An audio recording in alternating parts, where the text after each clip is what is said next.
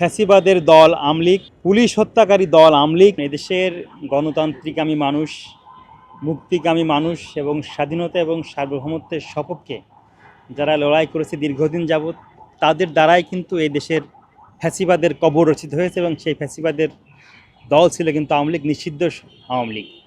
এখন তারা বিভিন্ন সময়ে পলাতকভাবে স্বৈরাচারী শেখ হাসিনা বিভিন্ন বার্তা দিচ্ছেন। আমরা এই নিষিদ্ধ সংগঠন নিয়ে বেশি কিছু বলতে চাই না, শুধু আমরা এটুকুই বলতে চাই যে বাংলাদেশের সমগ্র মানুষ optical brightener photo catalyst active granule সমৃদ্ধ বসুন্ধরা পাওয়ার ওয়াশ, ঝলমলে কাপড়ে ফুরফুরে মন।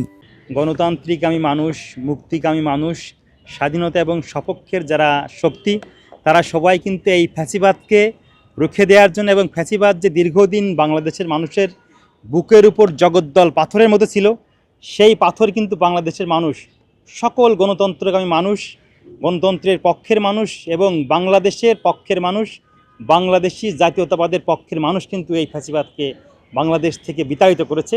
এই পুরনো ফ্যাসিবাদ আবার বিভিন্ন সময়ে বিভিন্ন উস্কানিমূলক বক্তব্য দিচ্ছে বাংলাদেশের মানুষের বিপক্ষে, স্বাধীনতা সার্বভৌমত্বের বিপক্ষে। আমরা যেটা মনে করি, বাংলাদেশের মানুষ যেটা মনে করে, গণতন্ত্রকামী মানুষ যেটা মনে করে যে এই ফ্যাসিবাদ বাংলাদেশে কোনো প্রকার বিশৃঙ্খলা সৃষ্টি করতে পারবে না, সেটা বাংলাদেশের মানুষই রুখে দেবে। ফ্যাসিবাদের দল আওয়ামী লীগ, পুলিশ হত্যাকারী দল আওয়ামী লীগ, গণতন্ত্রের পক্ষে যারা ছিল সেই মানুষ হত্যাকারী দল আওয়ামী লীগ এবং জুলাই আগস্টে কিন্তু শত শত মানুষ পাখির মতো গুলি করে হত্যাকারীর দল আওয়ামী লীগ। অতএব তারা তো হত্যার রাজনীতিটাই বিশ্বাস করে এবং আপনারা দেখেছেন যে তারাই যারা বিভিন্ন জায়গায় চোরাগতভাবে মিছিল করছেন, তাদের উদ্ধত্ত আচরণ আপনারা দেখেছেন। আমরা মনে করি বাংলাদেশ জাতীয়তাবাদী দল বিএনপি উদার গণতান্ত্রিক রাজনীতি বিশ্বাস করে।